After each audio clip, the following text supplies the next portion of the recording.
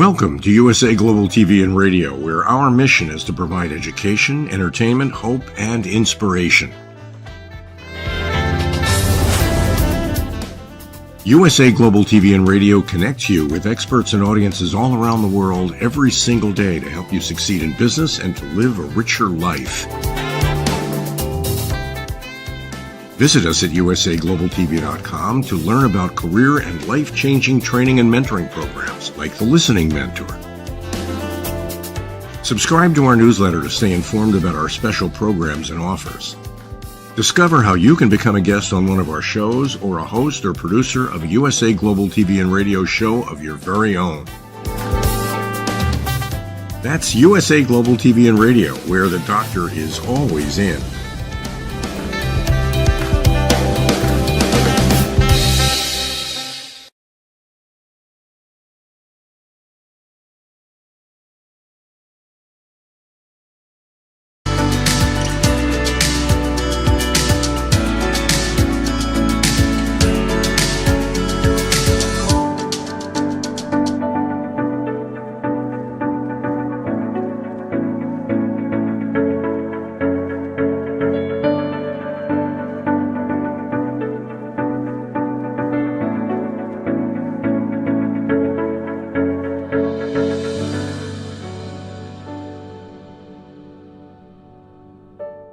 Hello, beautiful soul family, and welcome to Weekly Wisdom and Insights, your home for spiritually guided transformation and empowerment.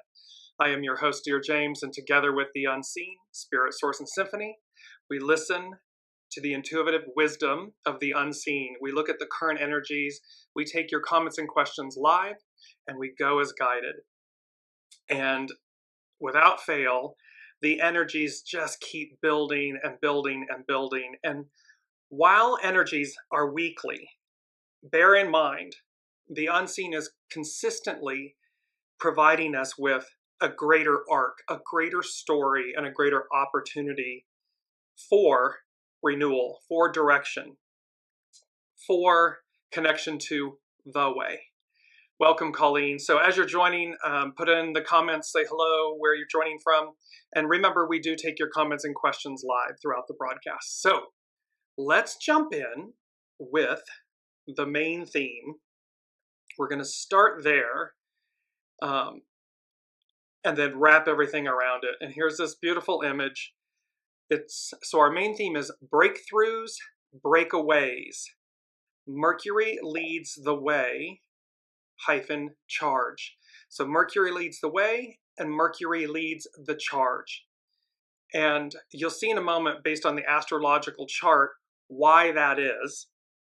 And then again, we've maintained the beauty of this, this skeleton key, this butterfly key, this key of renewal, this key of rebirth, and how you are the key. And then the unseen had me change the backdrop, and it's of the dandelion, and yet in this very whimsical way of like the light piercing through, and how the dandelions, which represent when we make wishes, it's our hopes, our dreams, our wishes. And this beautiful, you see how the key is just like kind of like the dandelions are separating as we arc forward towards the light, towards this beauty of renewal. And so that is these breakthroughs, breakaways, how we break through, how we break away from what no longer serves us, and how Mercury leads the way, Mercury leads the charge. So this is our main theme, and what a beautiful one it is. And just to give you quickly, and welcome Lorna, welcome Elizabeth, welcome Ava. So breakthrough, a sudden, dramatic, and important discovery or development. So we're going to have in our individual and collective experiences, breakthroughs, sudden, dramatic, and important discoveries, developments, but breakthroughs. Breakaway, a divergence or radical change from something established or long-standing. Can you say patriarchal rule? Can you say the Piscean era? A divergence or radical change from something established or long-standing. a sudden attack or forward movement. So this breakaway, that you break forward, this forward movement. And then the phrase lead the charge, because Mercury leads the charge. It means to make a strong effort to do something, to be the first one to start an activity or a movement. Mercury is the messenger. Mercury represents how we think, what we say. It is our ego mind personality. It's our ego mind. And so here's Mercury, how we speak, how we think, how we move, leading the charge. Leading the charge of this radical change and divergence, this way of being and thinking. Mercury, the messenger to the gods, is championing the charge, leading the way. And so let's take a look here at, it's very exciting. You can see my smile. I'm very excited about this because there are huge implications, and this is a huge storyline. And so that I want to make really clear up front. While we're in this week, these energies and its weekly wisdom and insights, and they keep building and crescendoing and telling us a greater story. And that's what's taking place this week, these energies, where we're not concluding something, we're beginning something. So it's the end of the year of 2023, all of these different things, and yet the entire message and the entire focus is on the advance, is on the new, is on the be ready. And these are the greater arcs and the steps that we take to align ourselves with that. I want to go to our mantra really quickly as well, because I want it at the forefront as well. Our mantra is, what did my soul say it would do? See, it's not about what our ego mind personality says, wants, desires, doesn't want. We're going to place that in the sidecar. The patriarchal Piscean era shifts over, moves over, and sits in the sidecar. The divine feminine, the matriarchal, the Aquarian, the soul source connection takes the driver's seat. And so here with this, and this image is so beautiful. What did my soul say it would do? And here is the image of what appears to be a Buddhist monk. And you see all the iridescent colors, like the colors of his or her aura radiating around. And then, like panning for gold, you see in the right hand this upstretched pan with what appears to be liquid or waters or so forth, liquid soma, wisdom, being poured down into this bowl, this vessel that's being held in his or her lap.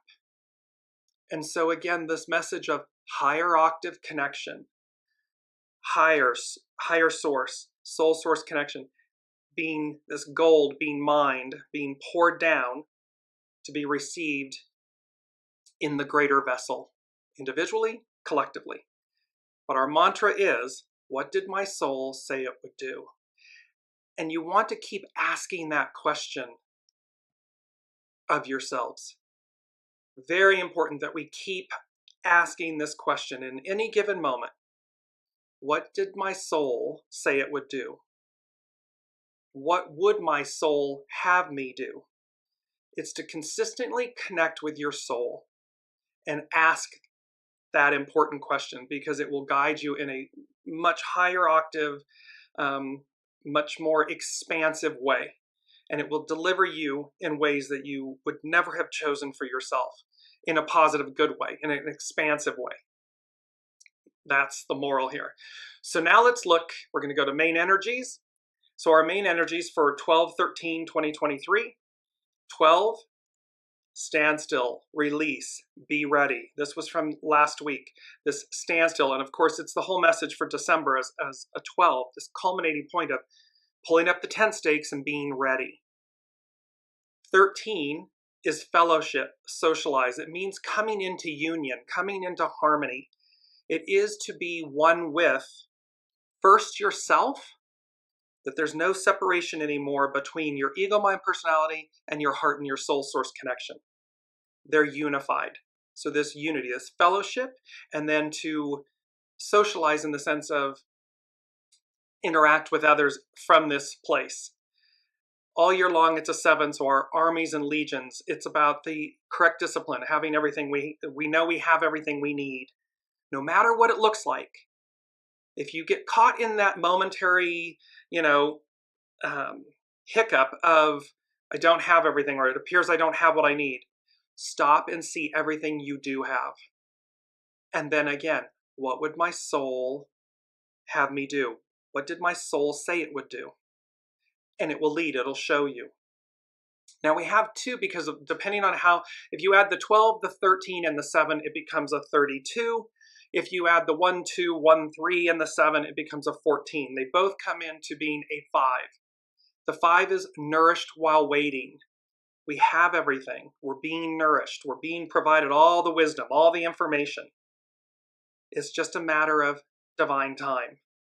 So the 32 is about duration. We're committing to the duration it takes. The 14 is about great possessing, that we are going to possess such greatness, and we already do. However, it will become ever more apparent, ever more readily apparent, and thus we shine, and we shine from the inside out. It is by shining from the inside out that we just radiate. You've had it where people will like, wow, what's going on with him or her? Because they're radiating, they're great possessing. And so, very quickly before we move on to the actual, we're going to spend a lot of time on this show about the SABIAN symbols and about the astrological chart because it's telling us a big picture story.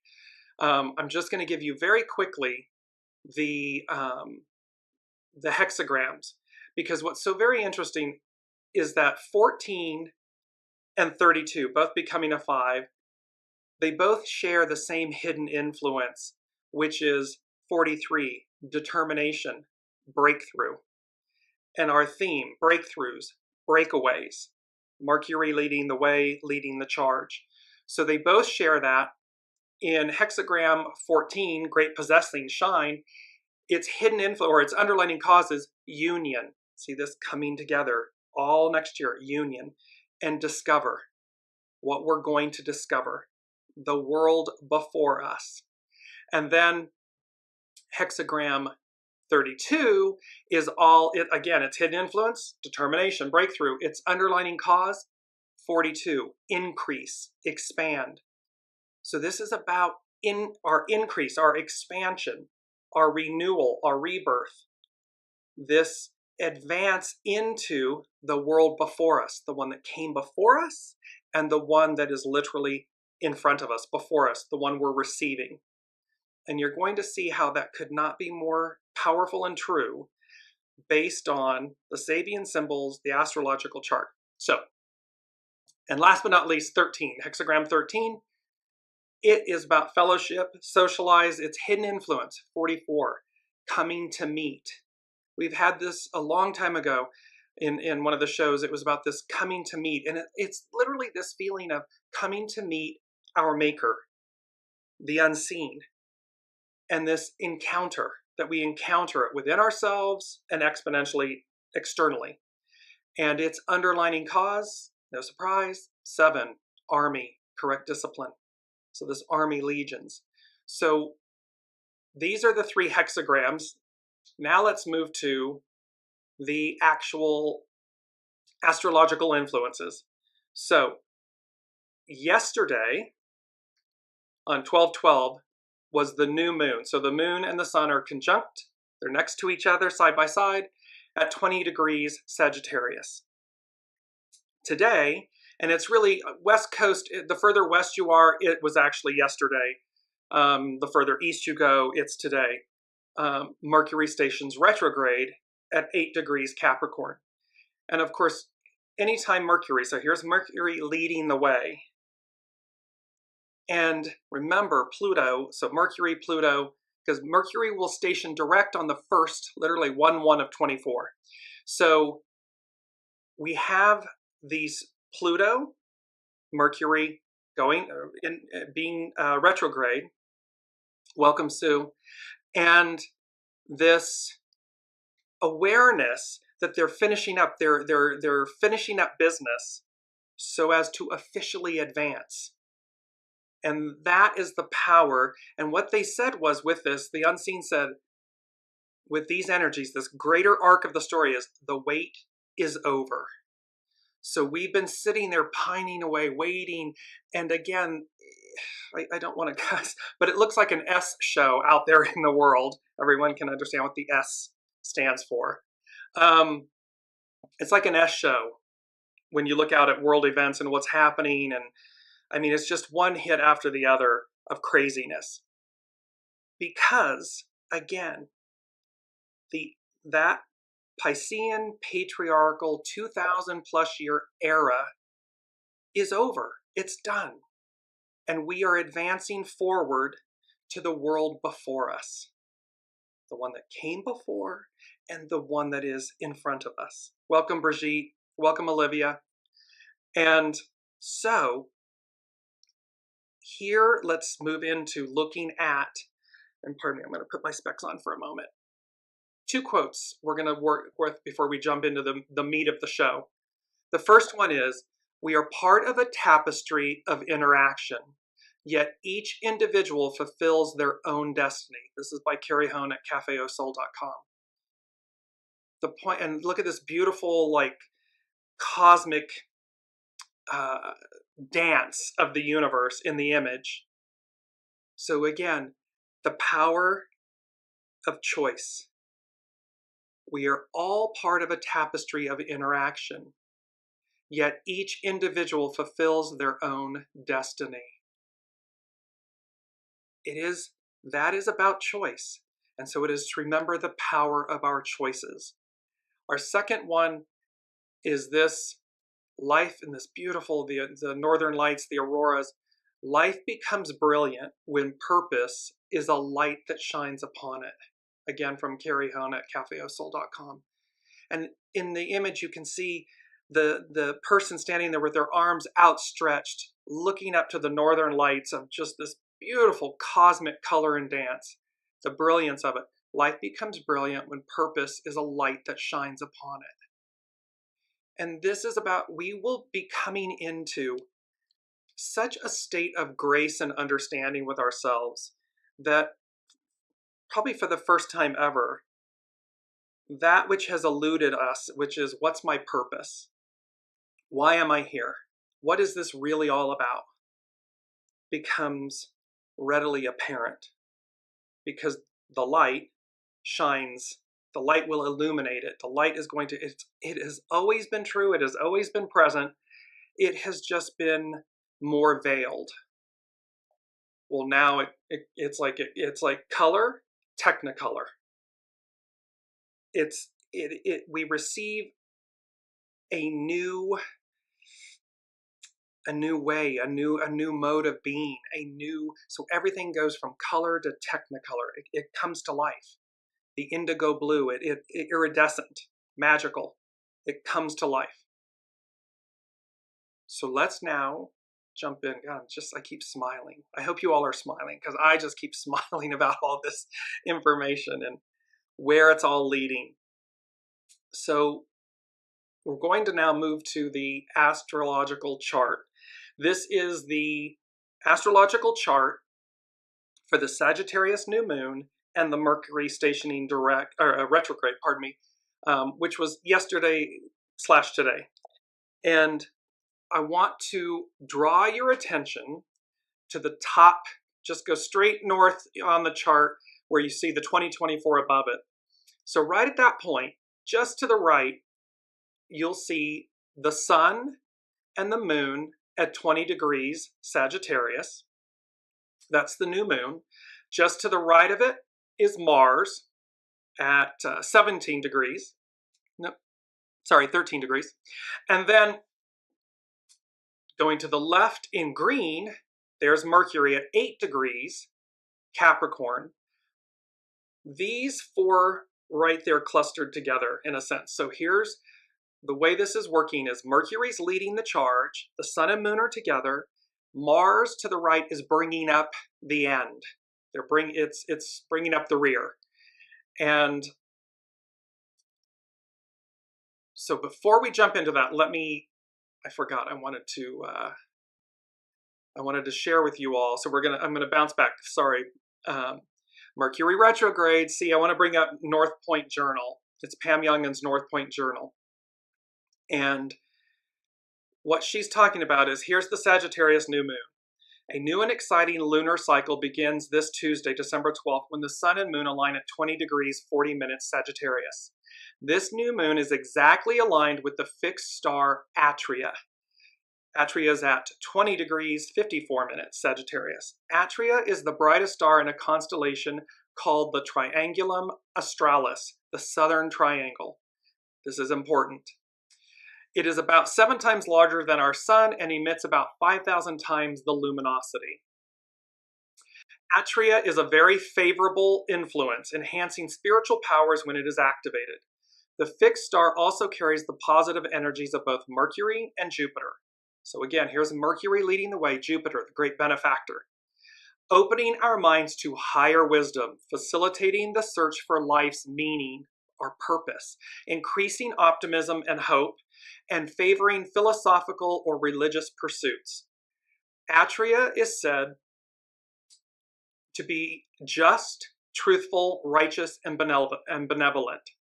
With the new moon conjunct Atria, all these potentials and qualities are more accessible for us at the time of the lunation, as well as throughout the lunar cycle that begins on Tuesday. What excellent energies to work with as we complete 2023 and begin a new year. So we have these auspicious energies, this auspicious conjunction. And let me just play with the Neptune effect here for a minute. She goes on to say, Pam Youngins, the planet Neptune also plays a significant role in the new lunar cycle due to being in hard square aspect to the new moon.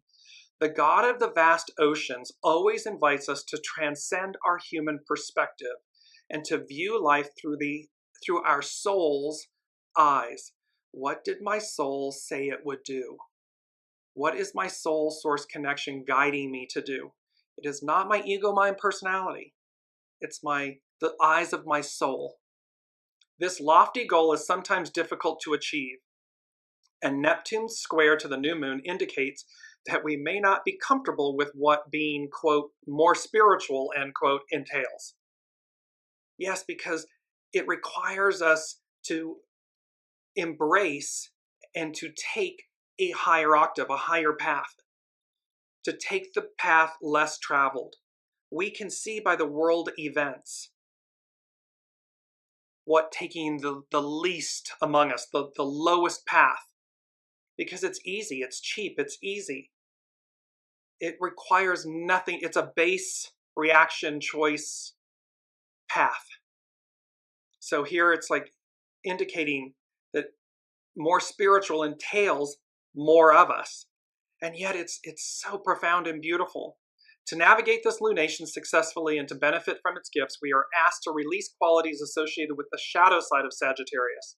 We must rise above judgment, self-righteousness, dogmatism, and any attitudes or belief that keep us in a lower vibration than love. If it's lesser than love, the purity of love, then we're in the shadow element of it.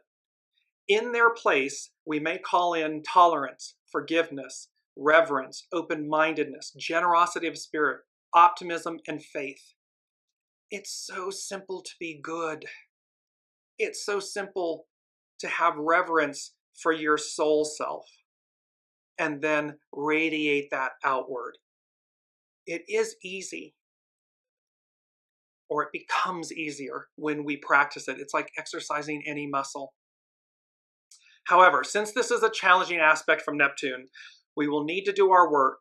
If we resist this process and choose to walk down the same old tired path of judgment and intolerance, we are likely to encounter the less comfortable side of Neptune.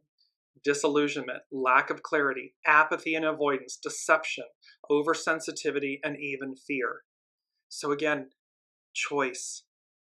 We are all part of this tapestry, but our individual destinies are directed by our choices. And that's where we're being mindful here of what we need to do.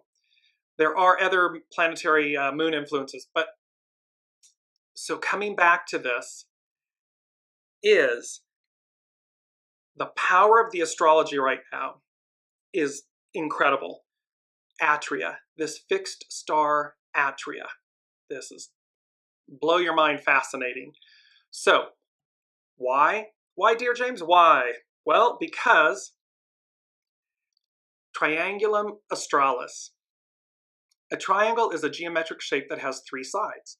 There are two triangles in the sky. This small southern triangle, Triangulum Australis, is a new addition to the sky and was named by Johann Bayer in 1603. The northern triangle, Triangulum, is an ancient constellation. The three brightest stars of Triangulum Australis are of second and third magnitude and form an approximately equilateral triangle. So this southern triangle, of which Atris is a part of, is in the south. The two triangles in the sky each suggest a trinity.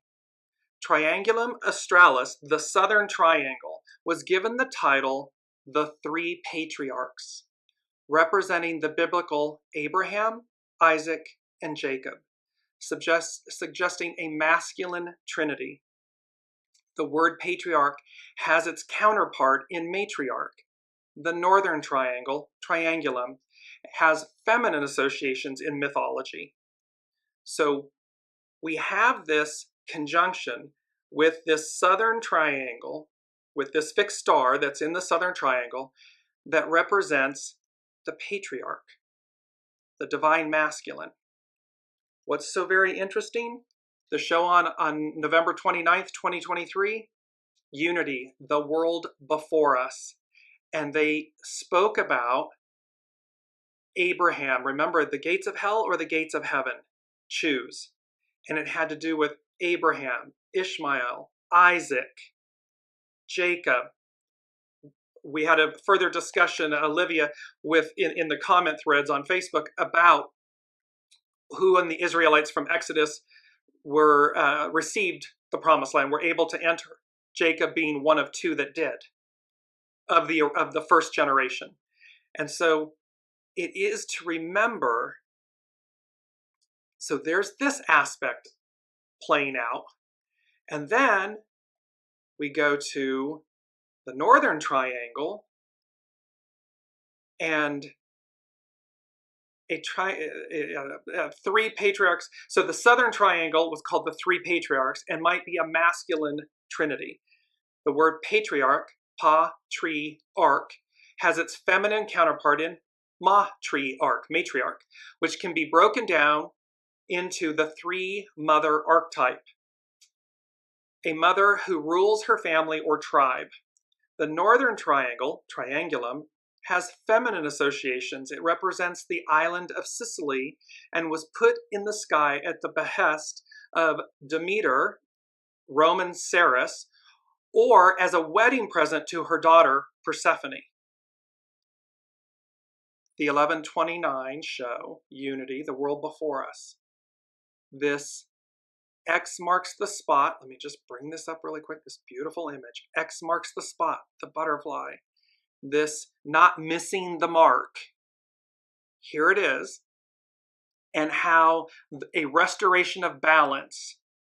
And it had to do with Ceres, Demeter, and Persephone. So you can see that we're building here. These are connecting and building. And just for everyone listening, this is not Dearjames sitting down, being incredibly knowledgeable or, doing a lot of research. The unseen comes to me, I write it down, and then they show me the connections. That's the power of this for everybody that's been a part of this journey. I just want to be like, it's not me. It's the unseen. So with this, and then also, so the three goddesses that represent the northern triangle are Demeter, which is Ceres, Persephone, and then Hecate. Hecate triformis, three forms. Hecate trivia, three ways. They are seen as the feminine trinity. It's the northern triangle. It's the ancient triangle. So the northern triangle, divine feminine, ancient. The southern triangle, divine masculine, newer. The world before us, the one that came before us, the one that we are receiving, that is literally in front of us, where the divine feminine led, ruled, was revered, and the beauty and the equanimity and the nourishment and the wholeness of that experience. That is the power of these. So now let's move to the show notes. And the show notes are telling us what the Sabian symbols are. So we're looking here, we're going to work with Dane Rudyard's Sabian symbols. It's the astrological mandala. And these, by the way, were intuited by a woman named Elsie Wheeler in San Diego in the 50s, in the 1950s. So the first one up, so again, remember this chart. We're looking at the astrological chart with Mercury leading the way, the sun and moon together, and Mars bringing up the rear. And the first thing is, so the Sabian symbol that corresponds with Mercury is this beautiful, let me bring up this first beautiful image for you. Here we are. An angel carrying a harp.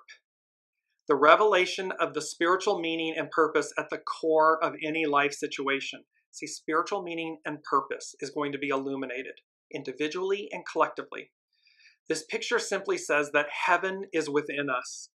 All we have to do is to be open and listen to the total harmony of life, a harmony in which we play a part that is necessary to completeness and meaning of the whole. We have to play our part in order to receive it. We have to actually recognize that this is true, that heaven is within us, that we have everything we need. To do this, we have to surrender our separative ego consciousness and flow with the universal current, which to the religiously minded person is the will of God. It's the higher will. It is our soul source will, our soul source connection.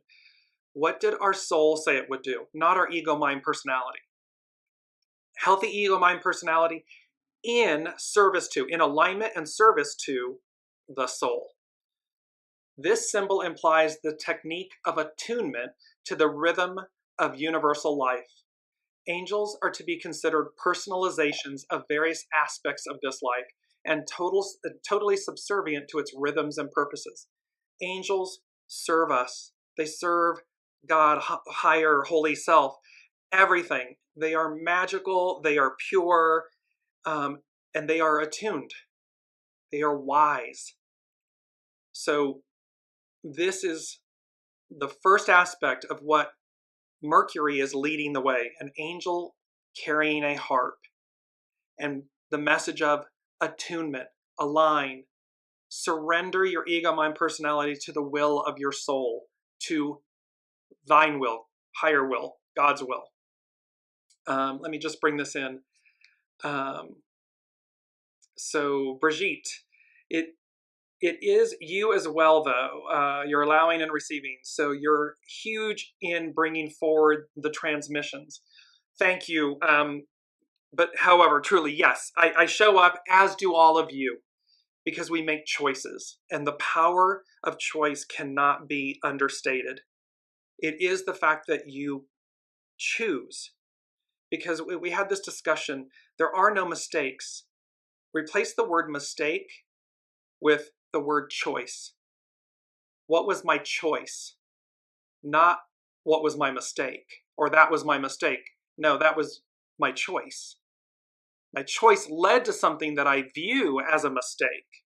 But when I let go of the fact that it's quote unquote a mistake, I will be able to revisit, higher mind, I will be able to revisit the choices, my choices that led to this event, experience, and then I can see what was really in it. What was the purity of my intentions? What were the choices involved? What was my ego mind personality doing? Was my soul present or was it excluded from the conversation in the event? It's about choice. And these are powerful times with these powerful messages. So here's Mercury, attunement and surrender to divine will. Next up is the sun and moon, and this is just so funny. I love this image. Here we are. So the sun and the moon are together. Sagittarius, 21 degrees. The use of imagination and make-believe in anticipating higher stages of development. And it is a child and a dog wearing borrowed eyeglasses. And you can see there's a child and a dog on screen wearing sunglasses. And it says, this rather peculiar symbol seems to imply here that by imitating features belonging to a level of consciousness as yet reachable, it's the world before us, it's arriving. So it belongs to a level of consciousness as yet unreachable. We haven't yet reached it. The process of growth may be accelerated. Eyeglasses symbolize intellectual development.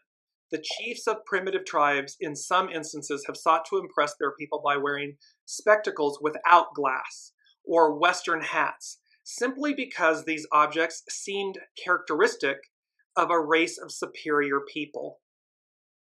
So they will say, oh, the librarian, you look smarter when you have eyewear on. Or a hat might denote authority or a bishop's mitre, which is coming up. In the image on screen, the dog is wearing what appears to be a law enforcement officer's hat, both wearing sunglasses. This is similar to the process of growth by identification with a master or guru.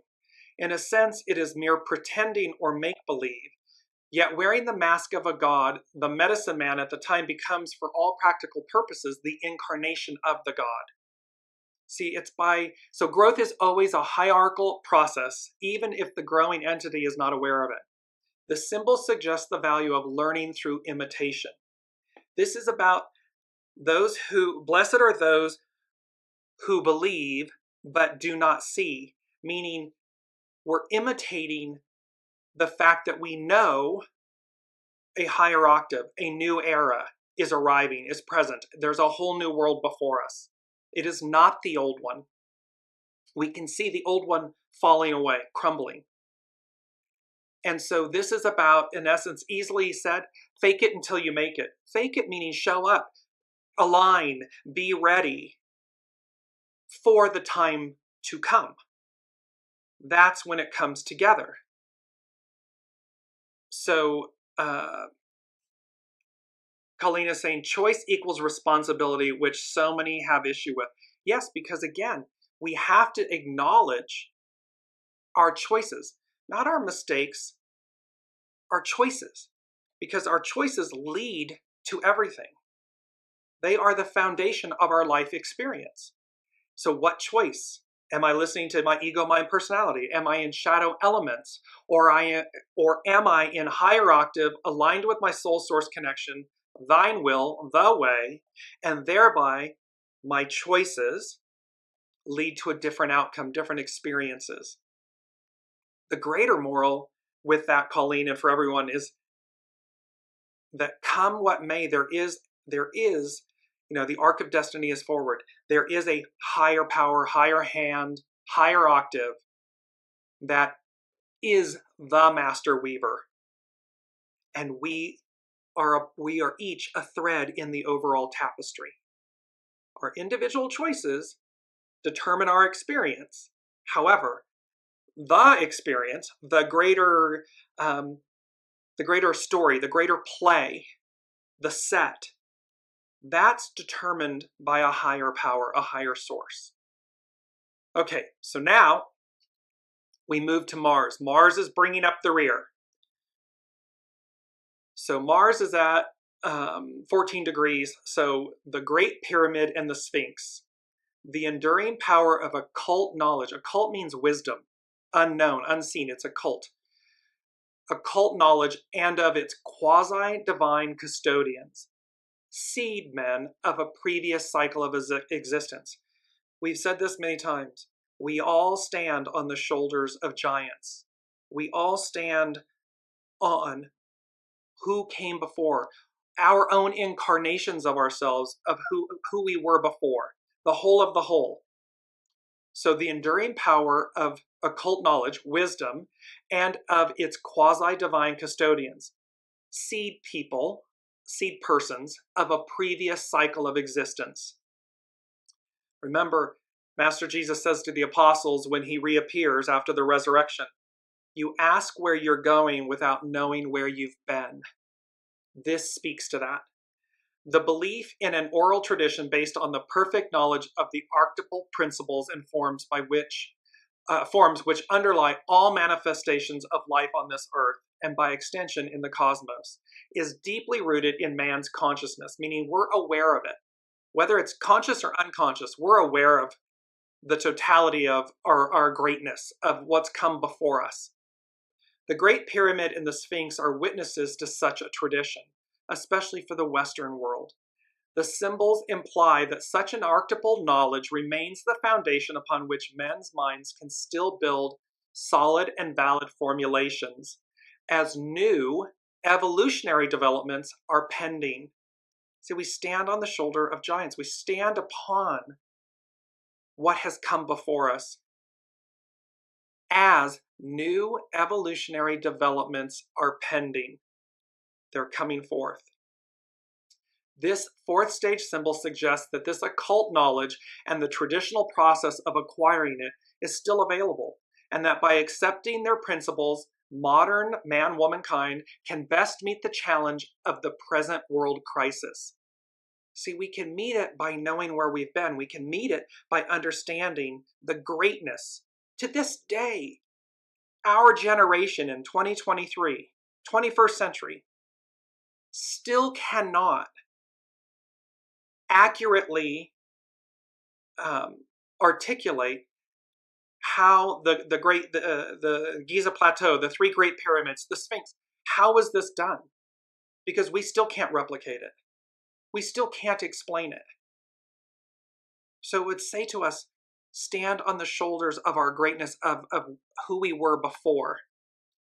The symbol, interpreted from a personal point of view, points to the greatness of a soul's past achievements and the value of trying to re-evoke this past. See, we have everything. Heaven is within us. We are this. We were this before. What is revealed is the power of spiritual ancestry. It's not getting in the mud and the minutia and the ego mind, the shadow of the ego mind personality. That's not the answer. Look at where that's gotten us.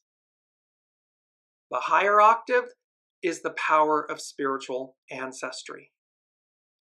The power of who we are and were before us.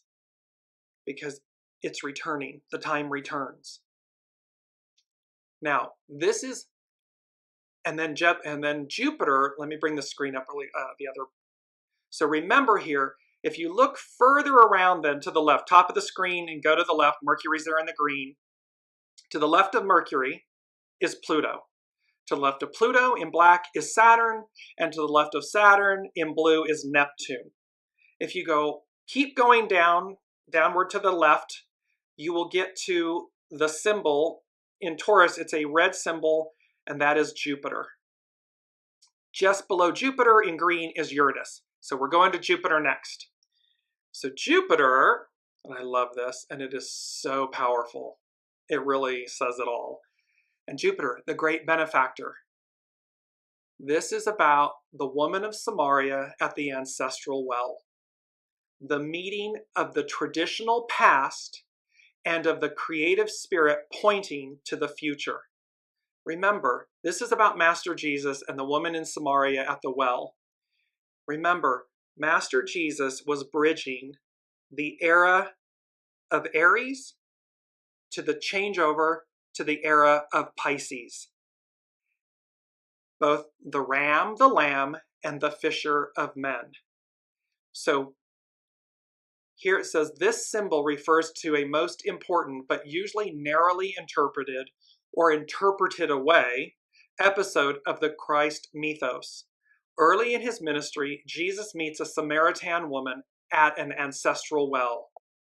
This woman belongs to a tribe despised by the Jews. Moreover, she is unmarried and therefore on the fringe of even her own society. It is to just that kind of woman that Jesus reveals that he is the Messiah, saying, quote, I am he. A revelation that he apparently will not bestow even upon his disciples, at least not in words. Words in occultism, wisdom, let there be light, and the I am the word, and the word, words in occultism are the creative factor. We create with our words. So again, our thoughts, our words, our choices, it is to be incredibly mindful of the words we use. Because in occultism, revelation, wisdom, they are the creative force. What does this mean? Jesus, as the avatar incorporating the Christ impulse, came to replace the old tribal order with a new order based on universal love. So he's coming to replace the old tribal order, the law in Judaism, the law is being replaced with a new covenant, which is universal love. It is not to representatives of, or even to men still attached to, the old order that Jesus could reveal his spiritual, evolutionary, and society-transforming status. They had instead to reach a point where they could discover his avatarship, as did Peter just before the transfiguration scene. So see, we can see the same thing happening right now, 2,000 plus years later. He comes because the tribal order, the old order is going away. He represents the new order. And they weren't having it. Some were, many were, but there's, two camps. Those that want things to stay the way they are, the way they were, and those advancing. But to the woman of Samaria, who in her openness to love's urgings had already repudiated any narrow subservience to the old order, Jesus could reveal his function. The highest meets the lowest when this lowest is free from traditional bonds and open to love. Meaning, when we don't subscribe and succumb to dogma, to control and oppression and so forth. When we remain open to love, we can receive what the new is. The creative future descends first to that which has become chaos. An old order is never open to a new revelation until it has accepted disorder in the name of that power which subsumes all forms of order, i.e., love. So the creative future descends first and becomes chaos because an old order is never open to a new revelation. We get comfortable. Humans don't like change. We want to do what we've done and we're used to what we're used to and that's it and have a nice day and I'm not interested in what I don't understand or know. It's the beast I know. I'm not comfortable with the unknown. And so until the old order, until it has accepted disorder in the name of that power which subsumes all forms, meaning love, it changes it. In this second stage of the fivefold sequence, a contrasting element enters upon the scene. It is no longer a collective cultural effort based on past knowledge. It's not what we already know. It's not the beast that we know, as in the preceding symbol, but a meeting, encounter, coming together, coming to meet, an encounter, but a meeting that introduces into the collective situation a totally new factor which transcends it, transcends the old. So there's a meeting and something gets introduced into the whole of the whole, the collective situation that is a totally new factor which transcends it. In all capital letters, a new quality of being is revealed, which renders the old patterns obsolete. Human being, a new quality of being, a new order, a new way is revealed, which renders the old patterns obsolete. They're done. And it's with great reverence that we should, namaste, I bow to the divine in you, to say thank you. And then next. So this is all then on the far right of the astrological chart there in green. Well, to the top about 2 o'clock, you'll see there's Venus. Venus is in Scorpio. It's Scorpio 10 degrees, 10 denoting new beginnings. Now with this, Venus, it says a fellowship supper reunites old comrades. So this is in opposition to, so Jupiter, here's Master Jesus at the well, and we're opposite Venus. It's in opposition to Venus, divine feminine. And she's saying, and the Sabian symbol for this is 10, a new beginning. It's about a fellowship supper reunites old comrades, souls, old comrades. The overtone of human relationships based on a community of work or experiences. It is, so in essence, what this is saying is we're in opposition to this unity, to this fellowship. The Last Supper, fellowship supper reunites old comrades, who we were before. And it says, wherever this symbol appears, it suggests the importance of establishing or strengthening links with those with whom one has shared or can share living experiences. The value of comradeship is emphasized. There's a beautiful, look at this beautiful image for this symbol. This wooden boat, so powerful. Again, Master Jesus on the Dead Sea, administering, ushering in, preaching, if you will, of the way, the new covenant, everything that's before us. And it's this beautiful ship. This is from, it's a memorial that's in Australia is the image that you're looking at. And these beautiful wings that come up to join together. And remember, last week we had, with Venus, a house raising party in a small village unless the neighbors' cooperation, comradeship, cooperation, unity, and how the old order is bumping up against the new order. It doesn't like it. It doesn't want it. It's doing everything it can to hold it at bay or reverse it, which is not going to happen. So we next then move on to Uranus, and Uranus expecting the unexpected. Uranus is the higher octave of Mercury. Mercury's leading the way. Uranus is way out front in Taurus. And it's phase 51, and that's very interesting because in the I Ching, hexagram 51 is thunder, shock, and awe. And so it can be about revelatory occurrences, unexpected. Now the beauty of this image for Uranus, it says, a finger pointing to a line in an open book. This is an image also of Yod, the finger of God, pointing and touching to humanity. A clay slab, the lines, the crack. The keynote is learning to discern what in your culture and religion is meaningful to you personally. This symbol evokes the traditional practice when one is in need of guidance of opening at random a sacred book. For Christians, the Bible, and spontaneously placing one's finger on a paragraph. So what this means, if you've ever done this, it can be with tarot, with a card. It can be with a sacred book. And you randomly open, you sit, you take a deep breath, you align with what your issue is, and you open it, and you put your finger in it, and you're given gnosis, wisdom.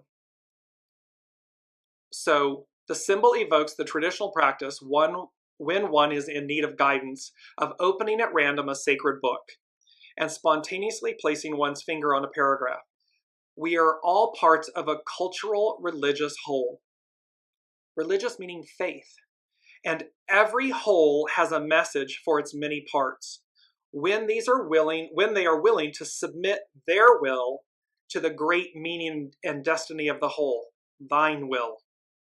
In an even broader sense, the open mind can learn to detect signatures in many events which he or she has allowed to occur, meaning we are open to the unseen. We look beyond the surface.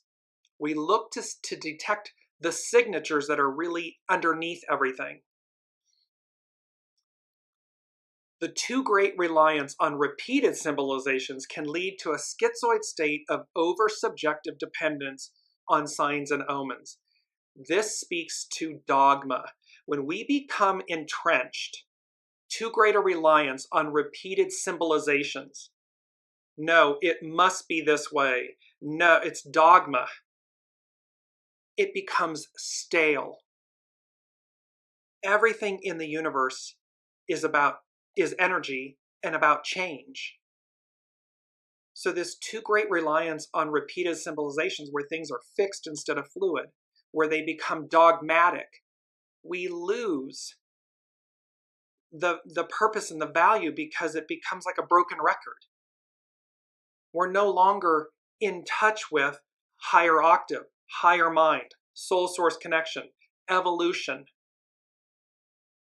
This is the first stage of the 11th, and its symbolic phases in the general process of differentiation. By relying on cultural guidance, a person identifies themselves with a differentiated type of collective response to a particular environment. What this means is we become dogmatic. We become subservient to a fixed ideal. And that causes a problem.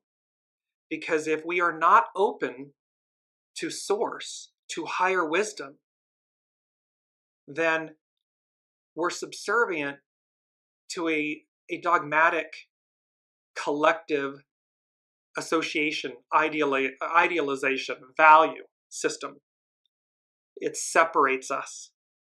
No, I mean, we discussed this. Look at how at the Church of the Holy Sepulchre, it's Christian. There are multiple Christian denominations, and they get into fights with themselves because one swept over a square because, no, that's our area, not your area.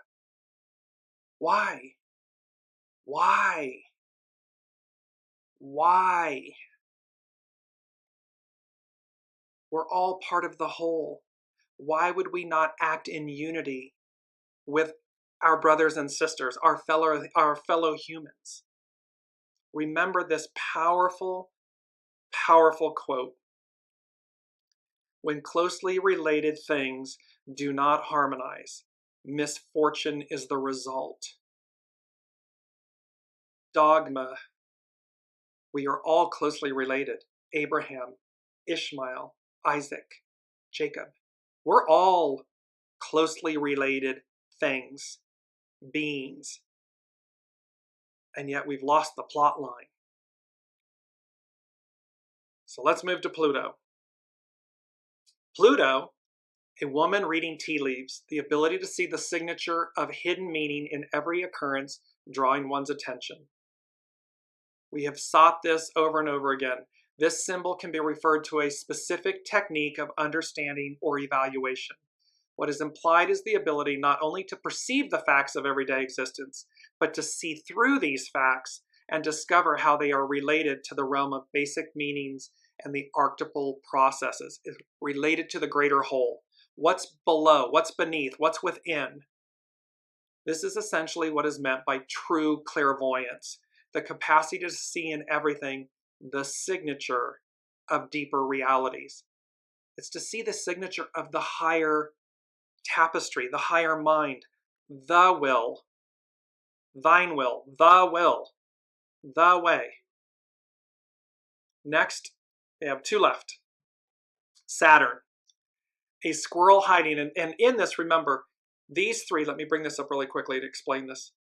When you see there on your top left, pardon me, Pluto, Saturn, the great teacher, is in the middle. Pardon me. And just below that, Neptune. So we're arcing here with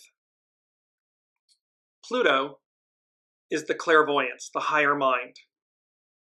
This is where we're going. You know, Pluto again is moving into Aquarius, first time in 246 years. It's going to be about higher mind, clairvoyance, this wisdom, higher wisdom, gnosis, the occult wisdom. Saturn is a squirrel hiding from hunters. The individual's need both to ensure his future subsistence and to protect himself from aggressive social elements.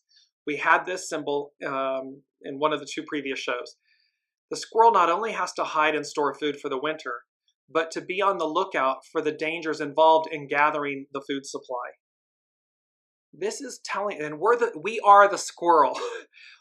We are out harvesting our nourishment, whether that's literal food, clothing, shelter, wisdom, how we go about life, and the social processes that are involved, the dangers that are involved. Social processes always cast strong shadows.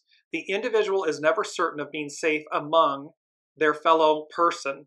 Once the process of individualization with its negative aspects, competition, social aggressivity, and greed forces the breakdown of the organic tribal state of humankind. See, once we depart from the soul source connection, from the wisdom of the unseen, and we're in ego, mind, personality, game over. We fall into the shadow.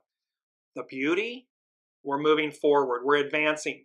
This higher mind, this great receptivity is ever present, is coming. It's the world before us. It's returning. This symbol warns of the dangers of life and society during an era of exacerbated individualism. Can you say present day? The dangers of life and society during an era of exacerbated individualism, when violence is a possibility never to be dismissed. Why? Because the need for self-protection and caution is ever present. It's present because we're witnessing what happens when we become over-identified with our ego, mind, personality. Me, me, me, me, me, versus us, thine, the way. So it is about self-protection. It doesn't mean do nothing. It means place your focus and your choices and your words and your alignment with the new, with the world before us, with the Northern Triangle, with the return of the Divine Feminine in a harmonic, peaceful way. It does not mean do nothing. It does not mean be passive. It just means you can respond, not react. You can be proactive. You can be aligned and your focus is on everything that you wish to be, create, and receive. That's what this means. Last but not least, beautiful symbol. This is Neptune. And remember, this is Neptune's playing a role, the Neptune effect that Pam Youngans was speaking to.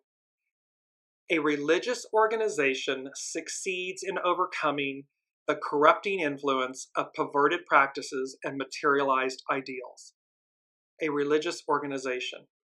That can literally represent, in its literal form, can mean and represent religion, organized religion, whatever the religion.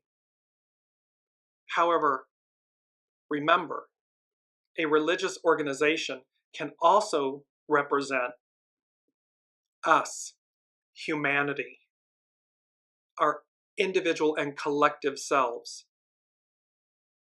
Why? Because the keynote is the power of the soul to intervene in the personal life and to induce necessary catharsis. The necessary centralization of the conscious attention and will symbolized by the preceding picture most often bring negative results. Again, we're speaking to exclusivism, pride, jealousy, greed for power and wealth. Every person is a church that has the soul as its God. But most people forget the soul and live according to dogmatic rules and habits which not only have become empty of inner meaning, but very often have been perverted by the demands of the senses and the emotional nature, and by the ego with its rationalizing intellect. A purging or catharsis is needed to restore not only fresh and creative spontaneity, but even more the contact with the soul and the God-ordained Dharma. This is all about Neptune purification, this resetting, and this realization that we are our own organized religion. And the need to overcome, it doesn't have to be literally an organized faith religion, an institution. We are that as well. This symbol leads significantly to the series of 5 symbols, which concludes a vast cycle. The vast cycle, pardon me, because the final consummation of the process of actualization of the potency inherent in the original creative act, it's very wordy, I'll break it down, requires moments of crisis and purification.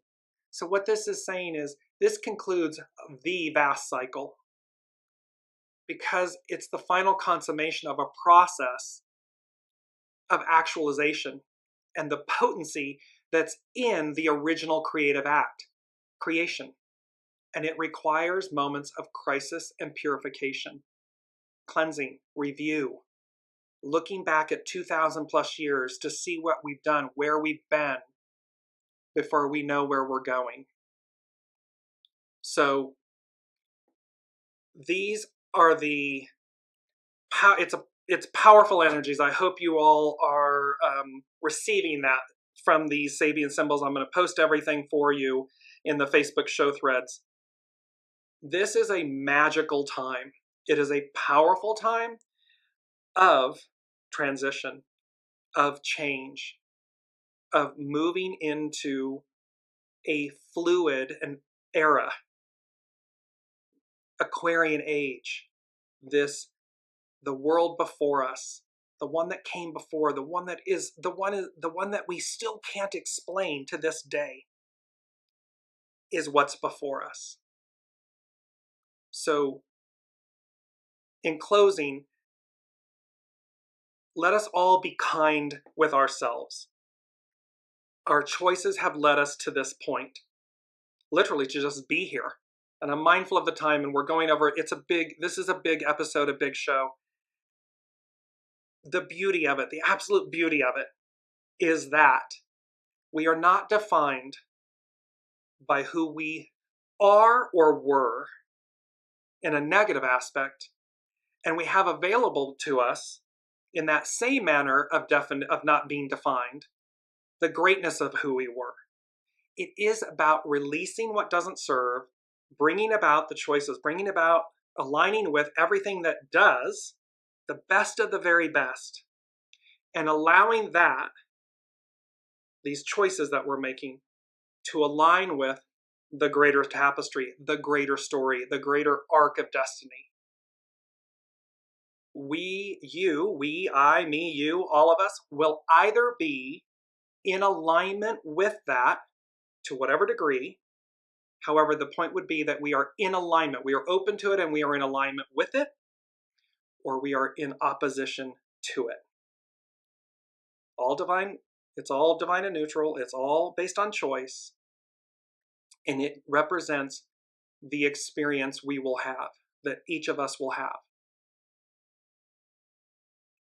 Make no mistake, though, the arc of destiny moves forward, and thereby the world before us is the Northern Triangle, the Divine Feminine, the Matriarch, and the absolute beauty and purity and grace and devotion and love and goodness and kindness and equanimity and equality that represents. It is for us to bow to the divine masculine. Namaste. I bow to the divine in you and I say thank you. And I ask, you're speaking to yourself and others, and I ask that you willingly come along, surrender and come along. Because they, yin, yang, the void and the light, they are meant to be, and they are, in their purest form, harmonic and pure and balanced. They work in unity and service with one another, for one another. That is this moment. That is this age. That is this new order. And that's where we are. So, powerful energies. I love you all. It's 10:10 where I am. Double boom, double boom. Tens, new beginnings. I'm so excited for us all. Be well, be kind with yourselves and others, be proactive, not reactive, and we will see what the messages from the unseen Spirit, Source, and Symphony are for next week. Until then, love you all, be well, and I will address all the comments in the show threads.